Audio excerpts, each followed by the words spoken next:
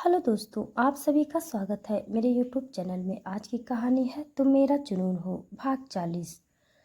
प्रिया ये सोच सोच कर ही खुश हो रही थी। वहीं सना जैसे ही करीम के साथ अंदर पहुंची तो वहां के मैनेजमेंट ने करीम और सना के लिए एक स्पेशल रूम रेडी करवाया। एग्जीबिशन हॉल के चारों तरफ गोलाकार में मीडियम साइज के रूम्स बने हुए थे, जिनमें वीआईपी लोगों को रुकने की व्यवस्था थी और उन्हीं रूम में बैठकर ये लोग बोली लगाने वाले थे। करीम डायरेक्ट सना के साथ उस रूम के अंदर चला गया। सना ने देखा ये बहुत आलीशान बिल्डिंग था और सभी चीज़ें काफ़ी लग्जरियस थीं। हॉल की तरफ रूम का वॉल नहीं बल्कि मिरर का वॉल था, जिसे हॉल में हो रही चीज़ें तो करीम और सना देख सकते थे, लेकिन उन दोनों को कोई नहीं देख सकता था। ठीक इसी तरह करीम और सना के जस्ट बगल वाले कमरे में मोहित रायजादा अपनी पत्नी जैस्मिन रायजादा के साथ बैठा हुआ था और वो इस खाली वक्त में जैस्मिन को अपनी बाहों में लिए उसके गले पर किस करते हुए अपने प्यार का इजहार कर रहा था।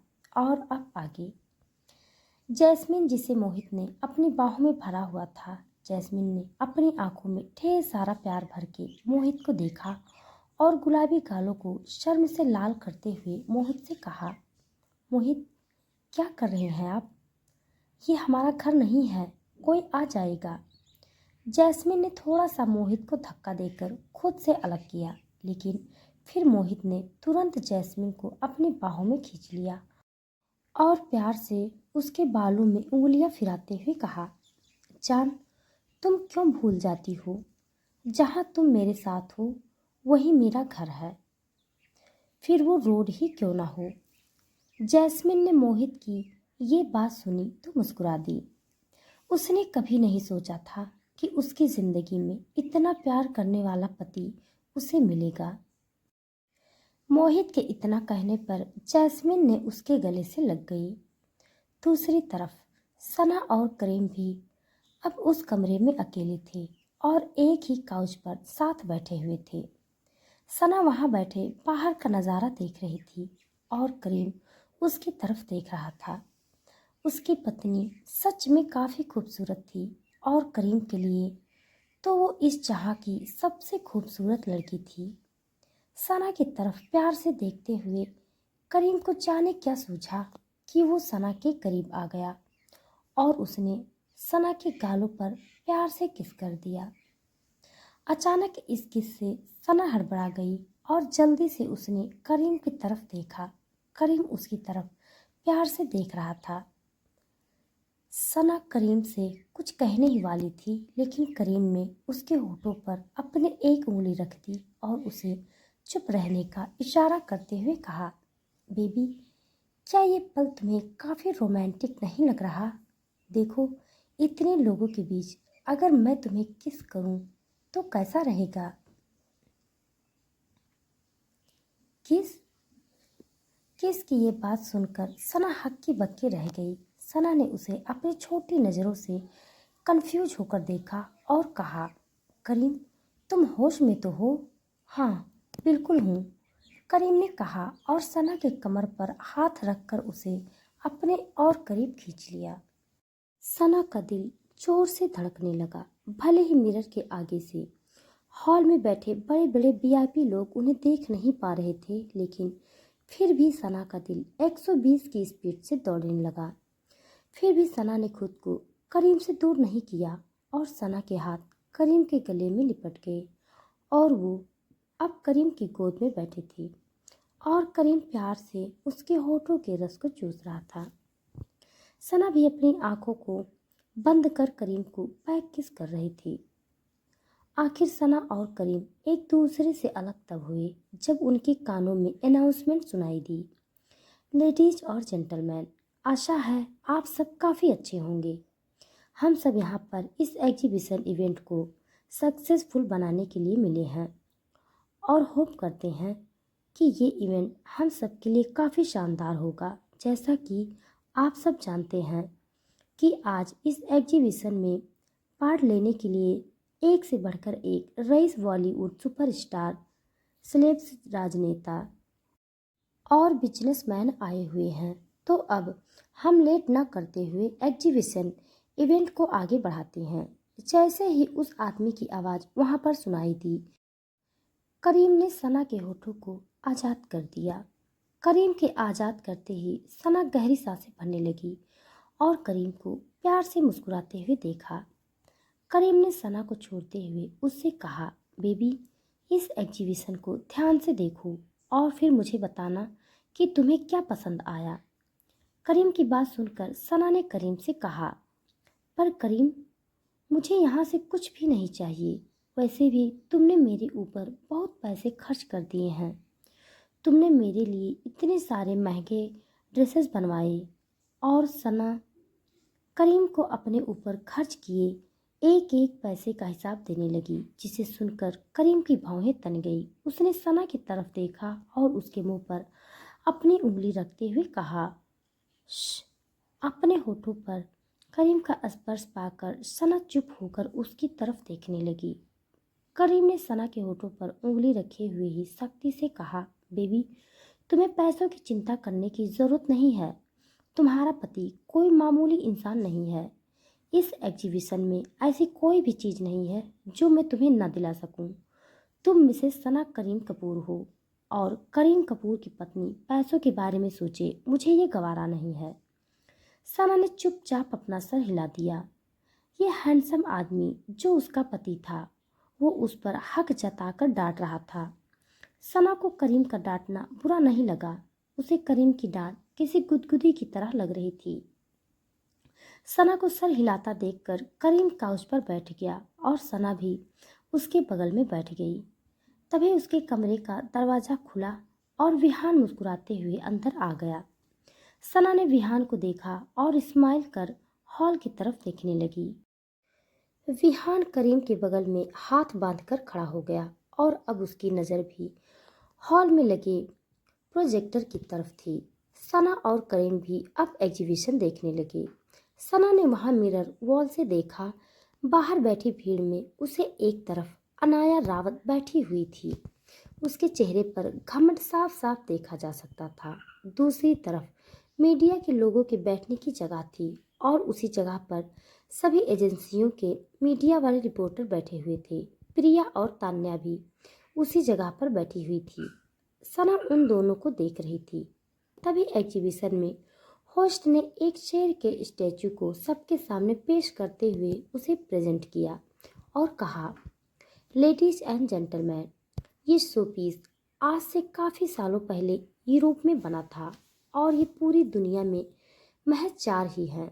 तो बताइए, आप में से कौन इसकी कीमत लगाना चाहता है? होस्ट के इतना कहते ही उस शेर की स्टैचू को, जो पूरा का पूरा सोने का बना था और बहुत हैवी था और देखने में काफ़ी यूनिक लग रहा था, वो शेर की दहाड़ती हुई स्टैचू थी। उस स्टैचू को स्टेज के पीछे लगे बड़े से बड़े प्रोजेक्टर पर दिखाया जा रहा था। करीम ने उस स्टैचू के लिए कोई बोली लगाना ज़रूरी नहीं समझा।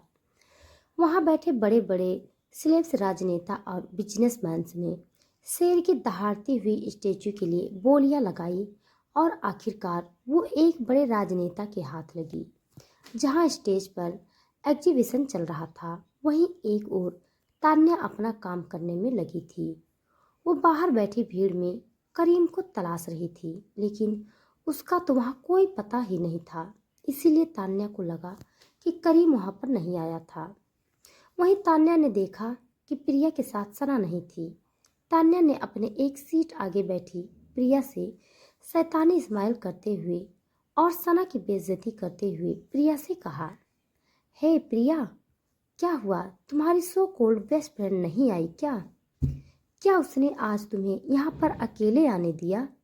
बेचारी, मेरी बात मानो और उसके लिए नहीं बल्कि खुद के लिए मेहनत करो। तान्या की बात सुनकर प्रिया ने तान्या को घूर कर देखा और सना का बचाव करते हुए उसे गुस्से से जवाब दिया और कहा, तान्या, तुम्हारी दूसरों के काम में टांग अड़ाने की आदत नहीं गई अब तक, है ना?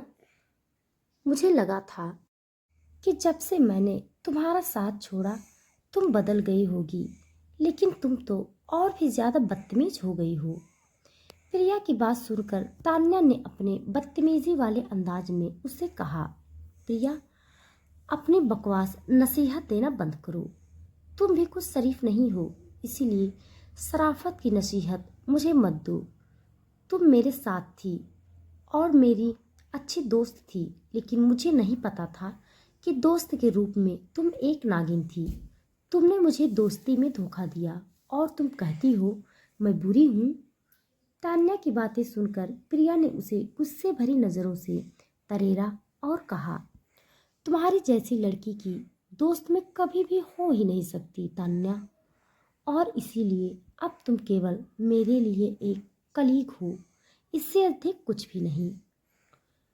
मुझे अच्छी तरह याद है तुम्हारी वो गंदी हरकतें। मैं तुम्हारे रग रग से वाकिफ हूँ, इसीलिए तुम मुझसे दूर रहो। और हाँ, सना की फिक्र करने की जरूरत नहीं है। सना कभी भी तुम्हारी जैसी हरकतें नहीं करेगी। इतना कहकर प्रिया वहां से उठने को हुई तो तान्या ने उसे रोकते हुए कहा, प्रिया, देखते हैं तुम सना का साथ कब तक देती हो।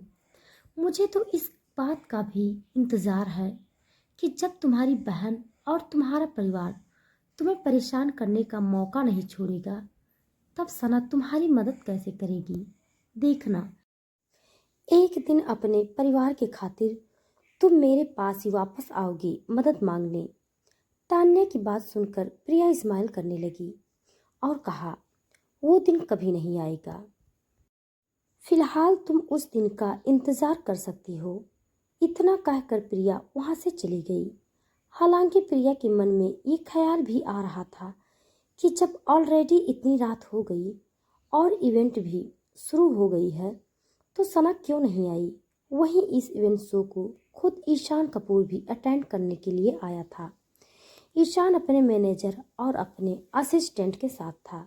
ईशान के असिस्टेंट ने धीरे से उसके मैनेजर से पूछा, तुम्हें क्या लगता है आज ईशान सर खुद यहाँ क्या करने आए हैं। असिस्टेंट की बात सुनकर मैनेजर मुस्कुराने लगा और फिर उसने कहा, सर अपनी शो कोल्ड गर्लफ्रेंड सना के लिए कुछ स्पेशल लेने के लिए यहाँ पर आए हुए हैं। मैनेजर की बात सुनकर दोनों इशारों इशारों में हंसने लगे, जबकि ईशान का ध्यान उस एग्जीबिशन के सटीक पीस पर था। अब तक बहुत सारे एंटीक पीस के लिए लोगों ने बोलियां लगाई और ज़्यादा से ज़्यादा कीमत पर उसे खरीद लिया।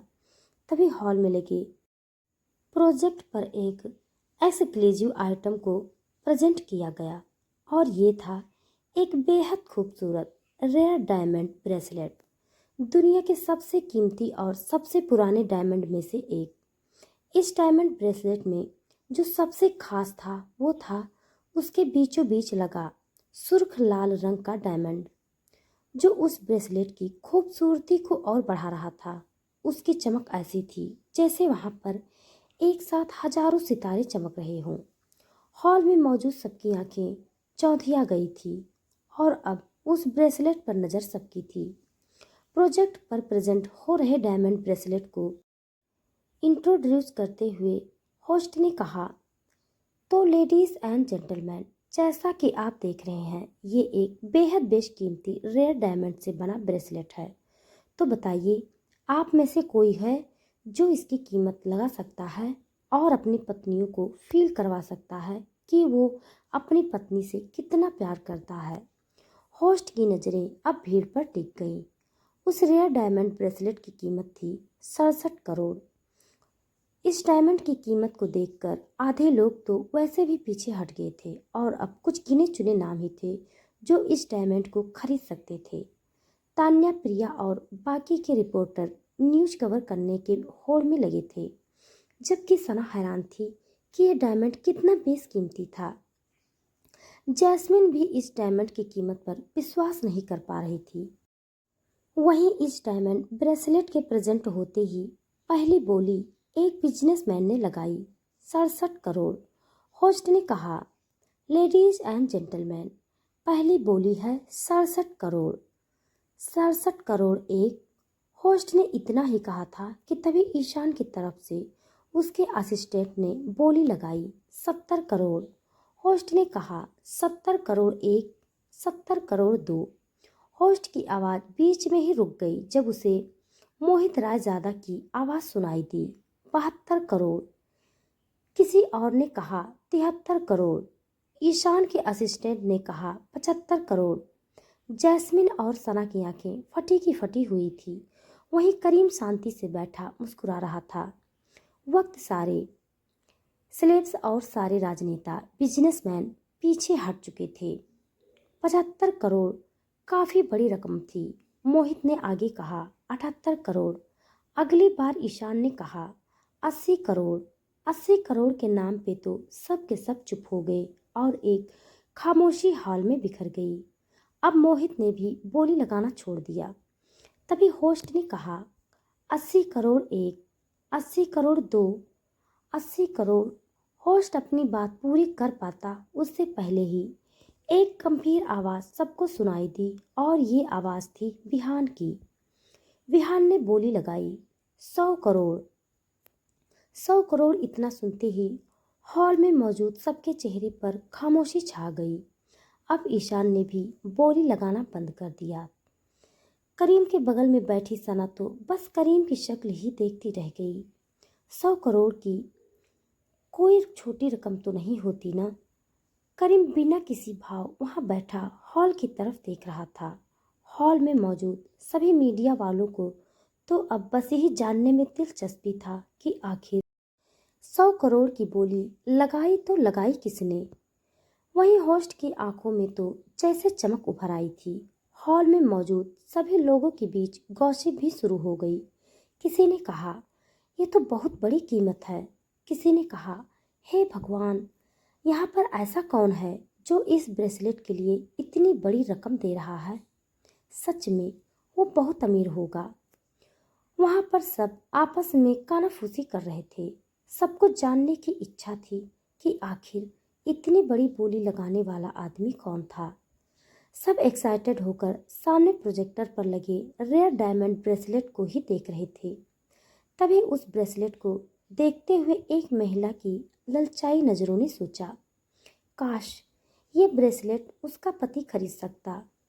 उस हैरान महिला ने धीरे से अपने पति से पूछा, आखिर ये कौन है जिसने इतनी बड़ी कीमत लगाई है? क्या वो बेहद अमीर व्यक्ति हैं? महिला के पति ने उसे घूरा और फिर उस महिला के पति ने उसकी तरफ देखते हुए उससे कहा, आई डोंट नो, लेकिन मुझे पक्का यकीन है कि ज़रूर ये बोली कपूर खानदान की तरफ से लगाई गई है। कपूर खानदान ही है जो इस छोटी चीज़ के लिए इतनी महंगी बोली लगा सकता है। कपूर खानदान और कपूर खानदान के लोग बेहद अमीर हैं। उस महिला ने अपने पति के बातों को सुना और सर हिलाया। वो तो ये सोचकर भी हैरान हुई जा रही थी कि कोई इतना अमीर कैसे हो सकता है। वहीं वहां मौजूद महिला पत्रकारों में भी हलचल थी। महिला पत्रकार भी उस ब्रेसलेट को लेकर काफ़ी एक्साइटेड थी। उन सबका बस चलता तो उस ब्रेसलेट को छीन कर गायब ही हो जाती। असल में ये ब्रेसलेट था ही बहुत ज़्यादा खूबसूरत और अब उसकी कीमत भी इतनी लगा दी गई थी कि कोई भी लड़की उसे पाना चाहे। उस ब्रेसलेट की कीमत सुनकर एक महिला पत्रकार ने दूसरी महिला पत्रकार से कहा, उफ यार, ये कौन बंदा है जिसने अपनी बंदी के लिए इतनी महंगी ब्रेसलेट ली। मेरा जी तो चाहता है कि मैं अभी उस बंदे के पास जाऊं और उसे उसकी गर्लफ्रेंड बनने के लिए भीख मांग लूं। दूसरी महिला पत्रकार ने उसकी बात सुनी और हंसने लगी और फिर उसने खुद को उस पैसों वाले बंदे के ख्यालों में डुबाते हुए कहा, सच कह रही हो यार, जाने वो खुश नसीब लड़की कौन है। काश मैं भी किसी बिलियनियर की बीवी या प्रेमिका होती। तुम नहीं, मैं होती उसकी प्रेमिका, पहली महिला पत्रकार ने चिढ़ते हुए कहा। दूसरी महिला पत्रकार ने कहा, हे, क्या तुम सच में ऐसा सोच रही हो कि तुम एक अच्छी प्रेमिका हो सकती हो? शक्ल देखी है अपनी। वो दोनों महिला पत्रकार आपस में लड़ने लगी और इस तरह की बातें करते हुए वो सभी महिला पत्रकार अपने किस्मत को कोस रही थी। दूसरी तरफ होस्ट ने खुश होकर और बहुत ज़्यादा एक्साइटेड होते हुए कहा, तो अगली बोली है 100 करोड़ की। क्या कोई है जो इससे आगे की बोली लगाना चाहता है? क्या कोई इस बोली के आगे कुछ बोली लगाना चाहता है? जब उस होस्ट ने देखा कोई कुछ नहीं बोल रहा है तो उसने बोली को रिपीट किया, 100 करोड़ एक, 100 करोड़ दो, 100 करोड़ तीन। होस्ट ने काफी जोश के साथ अपनी बात खत्म की और हॉल तालियों से गूंज गया। ईशान भी अपने कमरे में अब बिना भाव के बैठे हुए था। ईशान की भौहें सिकुड़ गई थी। वो ये ब्रेसलेट सना के लिए लेना चाहता था, लेकिन अब इस ब्रेसलेट को किसी और ने खरीद लिया था। वहीं हॉल में सभी होस्ट की आवाज़ सुनने लगे। होस्ट ने कहा, ये एंटीक रेयर डायमंड ब्रेसलेट को लेने वाले शख्स हैं मिस्टर करीम कपूर। करीम कपूर, ये नाम सुनते ही ईशान की भौहें तन गई। उसने अपने आप से कहा, मझले भैया ने एक फीमेल ब्रेसलेट लिया है? कब से? फिर ईशान ने अपना सर हिलाया और करीम को कोसते हुए कहा, करीम भाई भी अजीब इंसान हैं। उन्हें समझ क्यों नहीं आता कि अनाया उनके लिए ठीक लड़की नहीं है।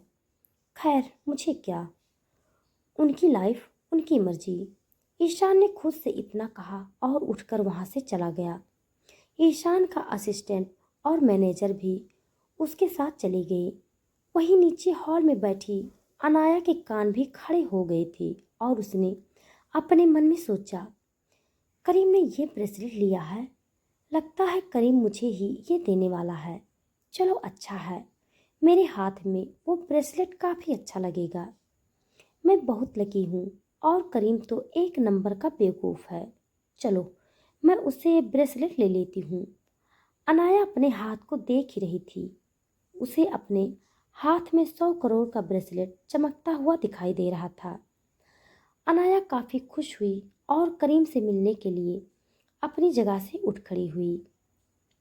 वहीं दूसरी तरफ मोहित और जैस्मिन भी जान गए थे कि वो ब्रेसलेट करीम कपूर ने लिया है।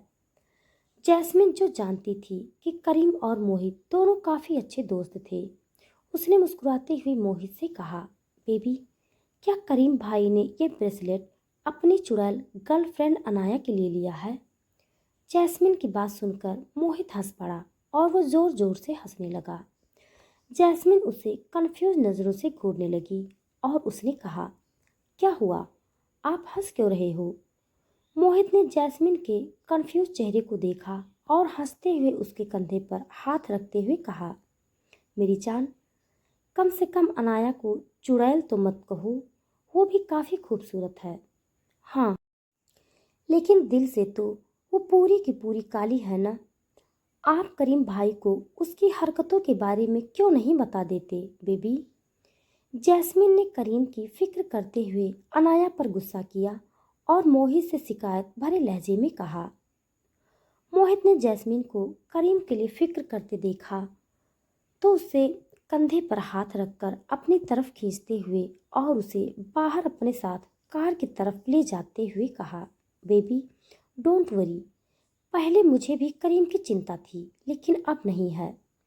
आखिर उसे संभालने वाली जो आ गई है और मुझे पूरा यकीन है कि ये ब्रेसलेट भी अनाया के लिए नहीं बल्कि उसकी वाइफ स मोहित बस सना का नाम लेने ही वाला था कि उससे पहले ही जैस्मिन ने एक्साइटेड होते हुए मोहित से थोड़े दूर होकर उसकी तरफ देखते हुए कहा, क्या कहा आपने? आपके कहने का मतलब क्या है? क्या करीम भाई ने शादी कर ली? किससे? कब? कैसे? आपने मुझे इसके बारे में कुछ भी नहीं बताया मोहित। ये तो गलत बात है ना। जैस्मिन ने मुंह बना लिया तो मोहित ने उसे मनाते हुए कहा, अरे सॉरी बाबा, मुझे भी कहाँ पता था, बस कुछ दिनों पहले ही मुझे पता चला। मैंने सोचा पहले उन दोनों के बीच सब ठीक हो जाए, फिर मैं तुम्हें इस बारे में बताऊंगा। वैसे भी तुम करीम से मिलना चाहती थी ना? जैस्मिन ने उसे देखकर सर हिलाया तो मोहित ने आगे कहा, ठीक है फिर अब तुम्हारी ये इच्छा मैं ज़रूर पूरी करूँगा। तुम अपने करीम भाई के साथ साथ उसकी वाइफ सना से भी मिल लेना। ओह हाँ, एक काम करते हैं ना बेबी, उन दोनों को अपने घर डिनर पर बुलाते हैं, क्या ख्याल है? जैस्मीन ने आइडिया दिया और मोहित को देखने लगी। मोहित ने भी मुस्कुराकर सर हिलाया और कहा, बेहतर है, मैं जल्द ही उन दोनों को इनवाइट करूंगा। फिर उसने जैस्मिन की तरफ देखा और उसके कंधे पर हाथ रखते हुए कहा, तो चले हम। जैस्मिन ने सर हिला दिया और मोहित के साथ चलते हुए आगे प्राइवेट लिफ्ट की तरफ बढ़ गई। वहीं सना और करीम भी अब अपने प्राइवेट रूम से निकल चुके थे। सना ने करीम की तरफ देखते हुए उससे पूछा, करीम, तुमने तो कहा था कि तुम मुझे मिस्टर रायजादा से मिलवाने वाले हो। हाँ, मैंने झूठ नहीं कहा था, करीम ने कहा और सना के कमर पर हाथ रखते हुए आगे बढ़ा। करीम की बात सुनकर सना के चेहरे पर चमक आ गई। सना ने जल्दी से खुश होकर उसकी तरफ देखा। करीम ने सना के हाथ में अपनी उंगलियां फंसा ली और मुस्कुराते हुए उसने कहा, चलो। करीम इतना कहकर आगे बढ़ने ही वाला था कि उसने देखा उसके सामने अनाया आकर खड़ी हो गई।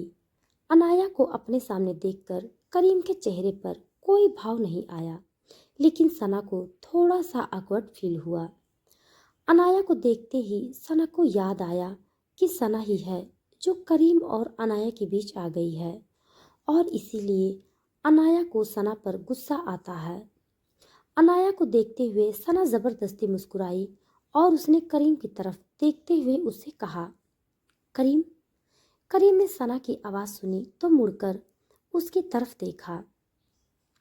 करीम ने देखा सना के चेहरे पर जो स्माइल थी वो नकली थी।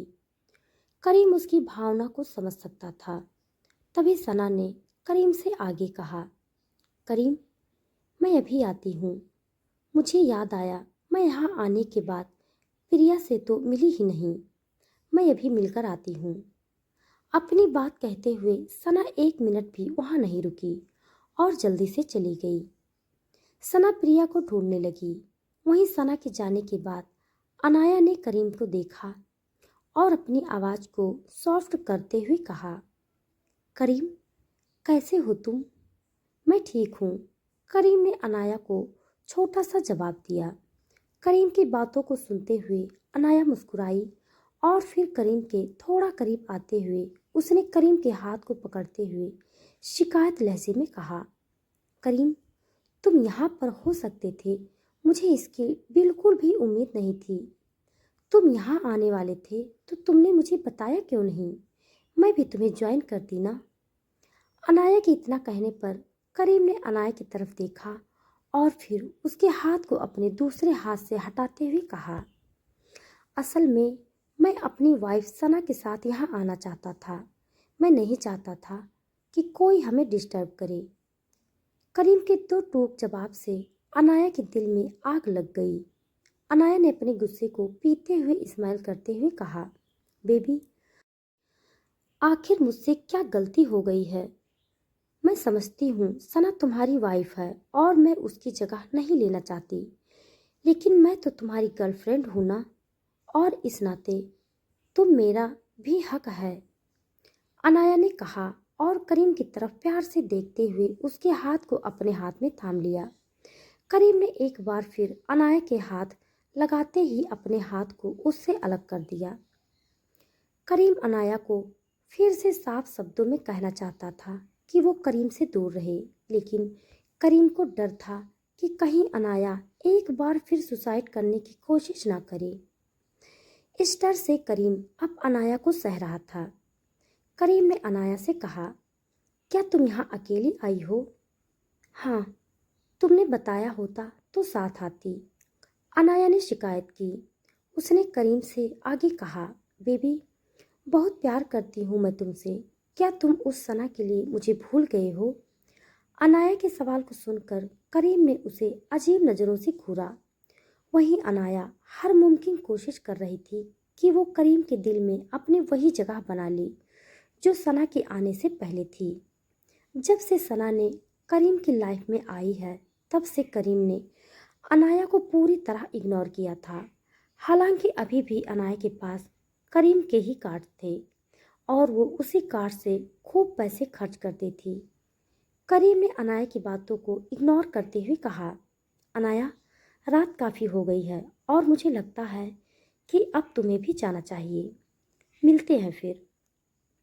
इतना कहते हुए करीम ने अनाया के कुछ कहने का इंतजार नहीं किया और वहां से चला गया। अनाया ने गुस्से से अपने दांत पीस लिए। हालांकि करीम के इस तरह बिहेव करने से अनाया की आंखों में आंसू आ गए थे और उसकी जिम्मेदार अनाया सना को ही मान रही थी। दूसरी तरफ सना प्रिया को ढूंढते हुए हॉल के दूसरी तरफ आ गई। उसने देखा प्रिया अपने फोन में कुछ कह रही थी। सना जल्दी से प्रिया के पास गई और उसके कंधे पर हाथ रखा। सना के हाथ रखते ही प्रिया जोर से चिल्लाई, आओ। अचानक अपने कंधे पर किसी का हाथ महसूस कर प्रिया डर गई थी। प्रिया के चिल्लाते ही सना भी चिल्लाई और उछलकर 2 कदम पीछे हो गई। सना ने प्रिया से तेज आवाज में पूछा, अरे प्रिया, क्या हुआ? तुम चिल्लाई क्यों? सना की आवाज सुनकर प्रिया ने उसकी तरफ मुड़कर देखा और सीने पर हाथ रखकर गहरी सांस छोड़ते हुए कहा, अरे सना, तुम कहाँ थी अब तक? तुम्हें पता है पूरा इवेंट खत्म हो गया अब तो। सना से अपनी बात कहते हुए प्रिया ने नोटिस किया कि सना इस वक्त कुछ अलग ही लग रही थी। प्रिया ने ध्यान से देखा तो कहा, अरे सना, ये तुम्हारी ड्रेस, ये तो काफ़ी महंगे ब्रांड की है। इस एक ड्रेस की कीमत तो लाखों में होगी। ये तो फेमस डिजाइनर की नए कलेक्शन में से एक है। प्रिया सना के ड्रेस और उसके लुक को देखकर काफ़ी हैरान थी। ये सना वो सना तो नहीं थी जो प्रिया की दोस्त थी। सना ने प्रिया की बातों को सुना और सर हिलाते हुए प्रिया के हाथ पर अपना हाथ रखते हुए कहा, एक्चुअली प्रिया, मैं तुम्हें एक बात बताना चाहती हूँ। हाँ बताओ। प्रिया ने सवालिया नज़रों से सना को देखा। सना ने प्रिया का हाथ पकड़ा और कहा, तुम जानती हो ना, ईशान मेरा बॉयफ्रेंड नहीं है। सना ने पूछा। हाँ, प्रिया ने सर हिलाया। सना ने आगे कहा, एक्चुअली मेरा बॉयफ्रेंड ईशान तो नहीं है, लेकिन मेरा बॉयफ्रेंड है जो। क्या होगा प्रिया का रिएक्शन जब सना उसे अपना सच बताएगी? क्या जैस्मिन और सना बिना मिले यहाँ से चले जाएंगे? इसके आगे का भाग जानने के लिए आप सब मेरे साथ बने रहिए। हमारी कहानी आप सबको कैसी लग रही है कमेंट बॉक्स में ज़रूर बताइएगा। तब तक के लिए धन्यवाद।